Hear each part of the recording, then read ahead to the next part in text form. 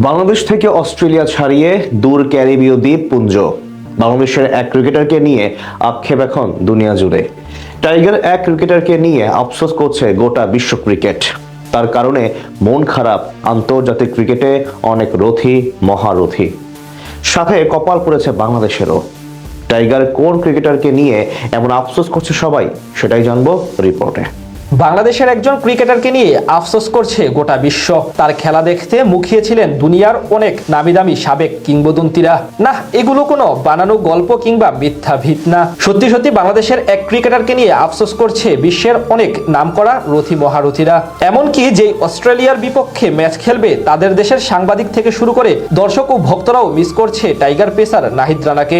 Miss করার অবশ্য কারণও আছে অনেক। শেষ 2 বছরে সাদা ও লাল বলে যেভাবে দুর্দান্ত বোলিং করে নিজেকে উচ্চতাতে নিয়ে গেছেন তিনি, সেটি সত্যি অবিশ্বাস্য লাগবে সকলের। নাহিদ রানা যে কতটা অপরিহার্য ছিলেন আগামী সিরিজে তার প্রমাণ পাওয়া যাবে কয়েকটি বিষয় দেখলেই।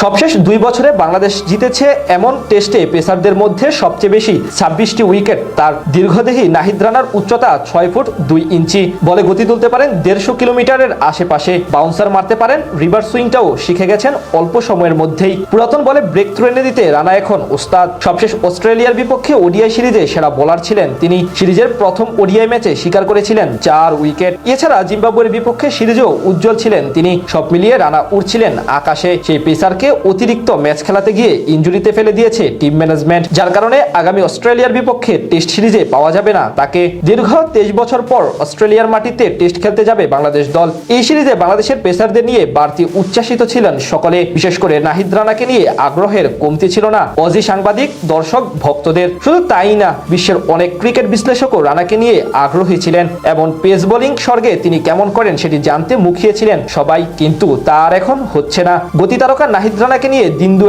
আগে বিসিবি জানিয়েছে সুস্থ হতে তার প্রায় 4 সপ্তাহের মতো সময় লাগবে। এরপর বোলিং এর ওয়ার্কলোড বাড়ানোর জন্য আরো 2 থেকে 4 সপ্তাহ সময়ের প্রয়োজন। চোট পাওয়ার দিন থেকে হিসাব করলে তার সেরে উঠতে মোট 6 থেকে 8 সপ্তাহ সময় লাগতে পারে, যার কারণে অস্ট্রেলিয়ার বিপক্ষে সিরিজ মিস করবেন তিনি। আর এতেই এখন বিশ্ব ক্রিকেটে এক প্রকার আলোচনা তৈরি হয়েছে। সম্প্রতি অস্ট্রেলিয়ার একটি শীর্ষ গণমাধ্যম তাকে নিয়ে ফিচারও প্রকাশ করেছে। নাহিদ রানা ও মিচেল স্টার্কের দ্বৈরথ দেখার অপেক্ষায় ছিলেন সবাই, কিন্তু তার এখন হলো কই। জগৎ বিখ্যাত ধারাভাষ্যকার ইয়ান বিশপও জানালেন আক্ষেপের কথা। সোজা সাপটা বলে দিলেন, অন্য অনেক ক্রিকেট প্রেমীদের মতো আমিও নাহিদ রানাকে অস্ট্রেলিয়ায় বোলিং করতে দেখতে মুখিয়েছিলাম, কিন্তু তার সেই প্রত্যাশা এবং স্বপ্ন পূরণ না হওয়ায় এখন হতাশ বিশপ।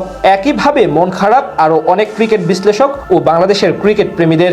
কিন্তু রানার এই ইনজুরির পেছনে দায়ভার নিবেন কে?